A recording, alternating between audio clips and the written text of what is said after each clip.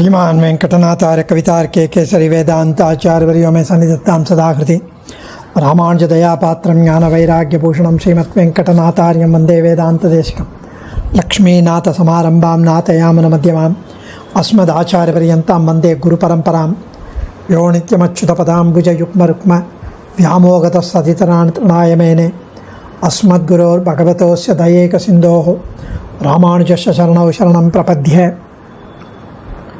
சுவாமி தேசிகனுடைய ஸ்ரீ யதிராஜ சப்ததியில் இன்றைய தின ஸ்லோகம் 46வது ஸ்லோகம். இதில் ஸ்ரீ பாஷ்யகாரரின் பெருமை, எம்பெருமானாரின் ஸ்தோத்திரத்தின் பெருமை அதை அனுபவிக்கிறார். முன் ஸ்லோகத்தில் உடையவர் சிஷ்யர்களை ஐகிகமான, அதாவது இந்த உலகில் கிடைக்கக்கூடியதும் அழியக்கூடியதும் ஆன போகங்களில் சிற்றின்பங்களை துய்ப்பதில் காமத்தை போக்கினார். உடையவருடைய சிஷ்யர்கள் சிற்றின்பங்களில் ஈடுபடும் காமத்தை போக்கினார்கள் என்று கூறினார். இந்த ஸ்லோகத்தில் அந்த சிஷ்யர்கள் பேரின்பத்தை பெற செய்கிறார்.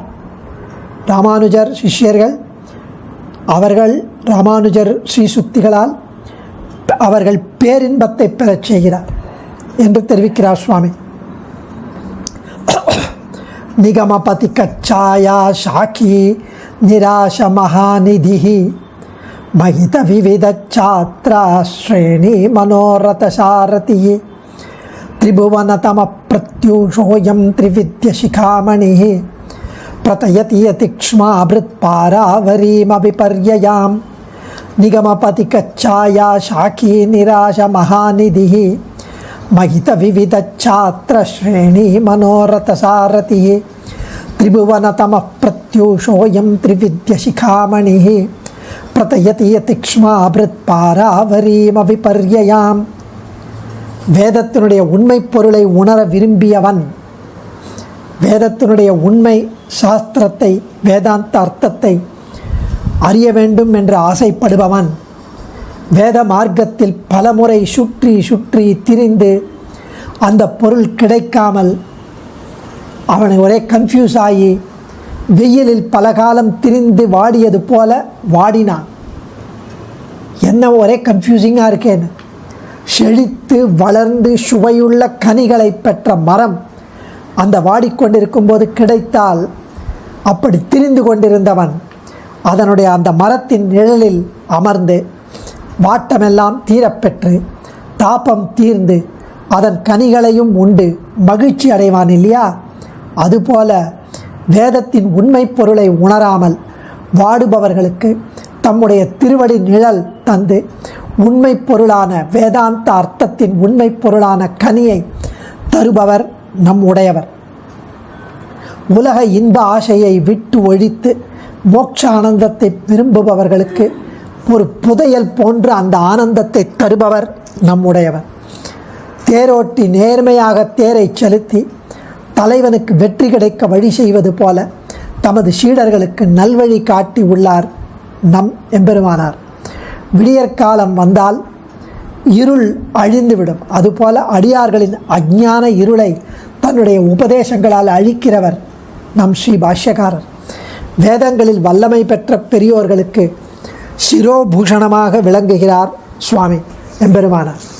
இப்படி இத்தகைய எதிராஜர் உயர்ந்த தத்துவமான ஸ்ரீமன் நாராயணனை பற்றிய உண்மை அறிவையும் தாழ்ந்த தத்துவமான சேத்தன அச்சேதனங்களை பற்றிய தத்துவத்தையும் உபதேசித்து அருளினார் என்கிறார் சுவாமி. நிகம பதிக்க, வேத மார்க்கத்தில் திரியும் வழிப்போக்கர்களுக்கு, சாயா சாக்கி, நிழல் தரும் மரம் போன்றவர் எம்பெருமானார். நிராச, ஆசையற்றவருக்கு, சிற்றின்பத்தில் ஆசையற்றவருக்கு, மகாநிதிகி, பெரும் புதையல் போன்றவர் நம்பெருமானார். மகித, பெருமை வாய்ந்த, விவித, பல வகையான, சாத்திர, சீடர்களின் ஸ்ரேணி, கூட்டத்துடைய, மனோரதம், விருப்பமாகிய தேரை செலுத்தும் சாரதி, தேரோட்டி போன்றவர் நம்மெம்பெருமானார். திரிபுவனக, மூ உலகின், தமகா, அஞ்ஞான இருளுக்கு, பிரத்யூஷகா, விடியற்காலம் போன்றவர் நம்மெம்பெருமானார். திரிவித்ய வைதிகர்களின் சிகாமணி முடிவுக்கு வைதிகளின் முடிக்கு அணிகலன் போல அணியும் ரத்தினம் போன்ற சிரோபூஷணமானவர். அயம் இந்த யதிக்ஷ்மாபிருத் யதிராஜர் அவிபர்யாம் விபரீதத்தன்மை இல்லாத பாராவரியும் உயர்ந்ததும் தாழ்ந்ததும் ஆகிய தத்துவங்களின் தத்துவத்தை பிரத்தயதி விளக்குகிறார் என்று ஆச்சரியமாக அனுபவிக்கிறார் சுவாமி. இங்க நிகமபதிக சாயா ஷாக்கி நிராச மகாநிதி. வேதங்களின் உண்மை கருத்தை எளிதில் உணர முடியாது. அவற்றின் ஆராய்ச்சியில் புகுந்து பெரும் பாடுபட்டு உண்மை பொருள் அகப்படாது தவிக்கின்றனர் பலர். அத்தகைய தவிப்பவர்களுக்கு எம்பெருமானார் நிழல் தரும் மரமாய் விளங்குகிறார். வெயிலில் அலைந்து களைப்புறும் மனிதனுக்கு ஒரு மரம் கிடைத்து அது தன் நிழலால் அவனுக்கு வெப்பத்தை தாபத்தை போக்கி தன் பழங்களையும் அவனுக்கு அளித்தால் அவன் எத்தகைய இன்பத்தை பெறுவான். வேதங்களின் கருத்தை காண முடியாது தவிப்பவர்களுக்கு ஸ்ரீ பாஷ்யகாரர் அவர்களுடைய சந்தேகங்களையும் ஐயங்களையும் போக்கி உண்மை பொருளை கையில் கனி போல காட்டி மகோபகாரம் செய்தருள்கிறார். மேலும் உலகத்தில் வறுமையால் வாடுபவர்க்கு ஒரு பெரும் புதையல் கிடைத்தால் எப்படி இருக்கும்? ஸ்ரீ பாஷ்யகாரர் உலகச் செல்வம் முதலியவற்றில் ஆசையே இல்லாமல் பேரின்பத்தை விரும்புபவர்களுக்கு அழியாத பெரும் புதையலாய் நின்று மோட்ச ஆனந்தத்தை பெற கருவியாய் உள்ளார் நம் பாஷ்யகாரர். ஸ்ரீ பாஷ்யகாரருக்கு உள்ள பல்வகை சீடர்களும் சிறந்த குணமுடையவர்கள். தேர்ப்பாகன் தேரை நல்வழியில் செல்ல விடுவது போல இவர் அவர்களுக்கு நல்வழி காட்டி அவர்களின் விருப்பத்தை தலை கட்டி வைக்கிறார். விடியற்காலம் வரும்பொழுது உலகில் உள்ள இருள் தானே ஒழிவது போல இங்கு இவருடைய அவதாரத்தாலும் உபதேசங்களாலும் சூக்திகளாலும் மூவுலகிலும் உள்ள அஞ்ஞான இருள் நீங்கி ஞான ஒளி பரவியது என்று தெரிவிக்கிறார் சுவாமி. இந்த ஆச்சரியமான இத்தகைய பகவத் ராமானுஜர் 3 வேதங்களையும் கற்றுணர்ந்த பெரியோர்களின் கோஷ்டிக்கு முடியில் அணியும் ரத்தினம் போல் தலைவராய் விளங்குகிறார். இவ்வாறு ஒப்பற்ற பெருமை பெற்ற ஸ்ரீ பாஷ்யகாரர் உலகில் மேம்பட்ட தத்துவமாகிய எம்பெருமான், தாழ்ந்த தத்துவங்களாகிய சேத்தன அச்சேதனங்கள் இவற்றை பற்றி விபரீத ஞானம் இதெல்லாம் இல்லாதவாறு உண்மையை உலகுக்கு உபதேசித்து அருளினார் சுவாமி. அஸ்மத் ஆச்சாரியன் இதுக்கு அழகான வியாக்கியானம் நாம் இப்போ அனுபவிக்க பாக்கியம் பெற்றிருக்கிறோம். முன் ஸ்லோகத்தில் உடையவர் சிஷ்யர்களின், அதாவது அவர்கள் போகங்களில் சிற்றின்பங்களை துய்ப்பதில் உள்ள காமத்தை போக்கினார் என்று தெரிவித்தார். இதில் மோட்சானந்தத்தை பெறச் செய்கிறார் என்று அனுபவிக்கிறார் வேதாந்த தேசிகன். நிகம பதிகச்சாயி ஷாக்கி. பேரின்பத்தை பெற விரும்புபவர்களுக்கு தத்துவ ஞானம் தேவை. தத்துவ ஞானமோ வேதங்களை வேதாந்தங்களை நன்கு படித்தால்தான் புரியும். வேதங்களின் உண்மையான கருத்தையும் அவ்வளவு எளிதெல்லாம் புரிஞ்சு கொள்ள முடியாது. பலர் அதன் ஆராய்ச்சியில் ஈடுபட்டு தத்துவங்களை உணர முடியாமல் தவிக்கின்றனர். அத்தகையோருக்கு உடையவர் உள்ளங்கை நெல்லிக்கனி போல தன்னுடைய உபதேசங்களாலும் நூல்களாலும் ஸ்ரீமன் நாராயணனே பரதத்துவம், அவனை அடைவதே பேரின்பம், இதை பெற பக்தி பிரபத்திகளே உபாயம், இவற்றை அனுஷ்டிக்கும் முறை இவ்வாறு என்று உபதேசித்து அல்லல் பட்டு தபிக்கும் ஜீவர்களுக்கு பேரின்ப பேற்றை பெறச் செய்து மகிழும்படி செய்கிறார். அது எப்படி இருக்குன்னா, ஒரு வழிப்போக்கன் கோடையில் தான் போக வேண்டிய ஊருக்கு வழி தெரியாமல் வெயிலினால் அப்படியே சூடினால் கீழே அடிச்சு விட்டு மேலே வெயில், தலையிலும் சூடு காலிலும் சூடு, தவித்து திண்டாடி ஒரு நிழல் தரும் மரத்தின் அடியை அடைந்தான். அந்த மரம் தனது நிழலால் குளிர்ந்த காற்றால் அவனுடைய களைப்பை போக்கி ரசமுள்ள பழங்களை அளித்து பசியையும் தாகத்தையும் தணித்து இன்புறச் செய்வது போல உடையவர் சம்சாரியினுடைய ஐயங்களை போக்கி தத்துவங்களை உணர்த்தி வேத வேதாந்த அர்த்தங்களை தெரிவித்து பேரின்பத்தை பெற உதவுகிறார். நிராச மகாநிதிகி. உலகில் உள்ள பொருள்களின் நிலையாமையை உணர்ந்து பரம விரக்தர்களாய் வைராக்கியசாலிகளாய் இருக்கும் முமுட்சுக்களுக்கு, மோட்சத்தை ஆசைப்படும் மக்களுக்கு அழிவற்ற நித்தியமான பரம்பொருளை காட்டி கொடுக்கிறார் யதிராஜர். வைத்த மாநிதியாம் மதுசூதனனை என்ற ஆழ்வாரும் உபனிஷத்தும் எம்பெருமானை கிடைத்தற்கரிய பெரும் புதையல் என்று பேசுகிறது. அது மட்டுமல்லாமல் ஸ்ரீ பாஷ்யகாரரே நமக்கு புதையல் போன்ற பரமாச்சாரி. அவா மட்டும் இல்லை, தேவுமற்றறியேன் அன்னிக்கும் அமுதூரும் என் நாவுக்கே என்று மதுரகவிகள் நம்மாழ்வாரை தெய்வமாகவும் போக்கியமாகவும் கொண்டாடியது போல நமக்கு எதிராஜரே பரமபோக்கியமாகவும் தெய்வமாகவும் ஆச்சாரியனாகவும் விளங்குகிறார். மகித விவித சாத்திர ஸ்ரேணி மனோரத சாரதி. பரமாச்சாரியன் எதிராஜரின் சிஷ்யர்கள் பல வகைப்பட்டவர்கள். சிலர் கிரகஸ்தர்கள், சிலர் பிரம்மச்சாரிகள், சிலர் சந்நியாசிகள், சிலர் ஸ்திரீகள். இவர்களெல்லாம் மிக மிக கொண்டாடத்தக்க பகவத் பக்தியும் ஆச்சாரிய பக்தியும் உடையவர்கள். மறந்தும் புறம் தொழா மாந்தர்கள். அதாவது தேவதாந்திர சம்பந்தம் என்பது சிறிதும் இம்மி அளவு கூட இல்லாதவர்கள்.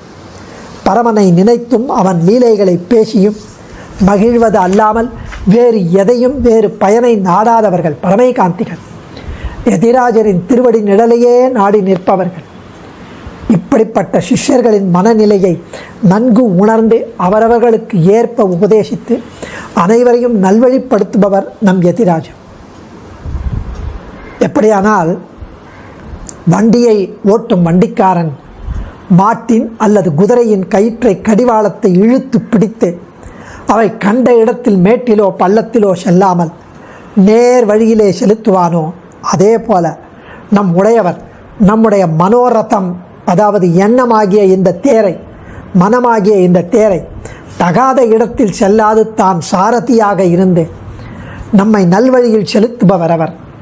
எனவே அந்தந்த சிஷ்யர்களின் தகுதிக்கு ஏற்ப வேதாந்த அர்த்தங்களை சுருக்கமாகவும் விரிவாகவும் எளிமையாகவும் உபதேசிப்பர்.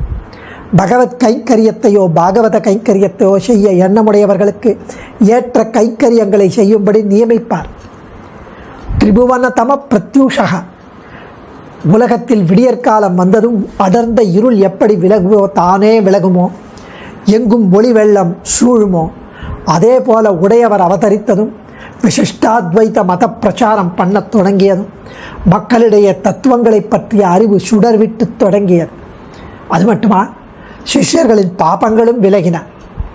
திரிவித்ய சிகாமணிகி 3 வேதங்களே பிரமாணம் என்று முழங்கும் வித்வான்களுக்கெல்லாம் அலங்கார சிகை பூஷணமாக சிரோபூஷணமாக திகழ்ந்தாராம் எதிராஜர். அறிஞர்கள் எல்லாரும் இவரை ஒருமுகமாக கொண்டாடுவார்களாம். பிரதயதிய திக்ஷ்மாவிருத் பாராவரீம் அவிபரியயாம். எதிராஜ சிஷ்யர்களுக்கும் மற்றோருக்கும் தத்துவ விஷயங்களை மாறாட்டமில்லாமல் உபதேசிக்கிறார். அதாவது சித் அச்சித் ஈஸ்வரன். இந்த தத்துவத்ரயத்தை 3 தத்துவங்களை, 3ம் நித்தியமானவை. பரதத்துவம் ஈஸ்வரன் ஒருவனே. அவன் விசித்திரமான சக்தியை உடையவன், சர்வரக்ஷகன், அனைத்தையும் தனக்கு சரீரமாக உடையவன், ஞானானந்தமயன், சர்வ ஆதாரன், சர்வ நியாமகன், எங்கும் பரவியவன், ஜகத்காரணன், ஸ்ரீயப்பதி. இப்படி அவரை பற்றி சொல்லி மற்ற 2ம் அவர தத்துவங்கள். ஜீவர்கள் பலர். ஞானஸ்வரூபனாய், ஞான குணகனாய், அணுவாய், நியாமியனாய் இருப்பவன் ஜீவன். நித்தியனாய், கர்மானுகுணமாக பலன்களை பெறுபவனாய், பகவத் சேஷனாய் இருப்பவன் ஜீவன். அச்சேதனமோ ஜடமாய், சத்வம் ரஜஸ் தமஸ் என்னும் முக்குணங்களை உடையதாய், பரிணாமத்தை அதாவது மாறுதலை உடையதாய், ஜீவனுக்கும் ஈஸ்வரனுக்கும் சரீரமாய் இருப்பது. இவ்வாறு தத்துவங்களை சிக்கலின்றி உபதேசிப்பவர் எதிராஜர் என்று உடையவரின் பெருமைகளை இந்த ஸ்லோகத்தில் ரொம்ப ஆச்சரியமாக அனுபவிக்கிறார் சுவாமி. இப்படி இந்த ஸ்லோகம் 46வது ஸ்லோகத்துக்கு டாக்டர் வி.என். வேதாந்த தேசிகனின் கம்பைலேஷனும் ரொம்ப அழகாக எளிமையாக இருக்குது. எதிராஜர் செய்தருளும் சீரிய தொண்டு வரிசையாக வர்ணிக்கப்படுகிறது. 1, வேத மார்க்கத்தில் இயங்குகிறவர், சஞ்சரிக்கிறவர், நம்மவர்களுக்கு நிழல் தரும் மரம் எதிராஜர். 2, ஆசையை ஒழித்தவர்களுக்கு மூச்சுக்களுக்கு ஒரு மகா நிதி எதிராஜர். சிஷ்யர்கள் நல்ல பூஜ்யர்கள், பலதரப்பட்டவர்கள். எல்லாருக்கும் அவர்கள் மனோரதங்கள், அவர்கள் எண்ணங்கள் நிறைவேற தேரோட்டி சாரத்தியம் செய்து மனோரத்தம் சித்திக்கச் செய்பவர் எதிராஜன். 3 உலகங்களின் மொத்த இருள் பாப கூட்டத்தை விலக்கச் செய்பவர் எதிராஜன். உயர்ந்த ஞானம் பரம் அவரம் பற்றியது. இந்த ஞானத்திற்கு பாதிப்பு ஏதும் இல்லாமல் அப்படிப்பட்ட ஞானத்தை வளர்ப்பவர் எதிராஜன். குழப்பம் இருக்கக்கூடாது. பரவஸ்து அவரக்கருத்து, புலனின்ப விஷயத்தில் பரக்கருத்து, இதெல்லாம் கூடாது.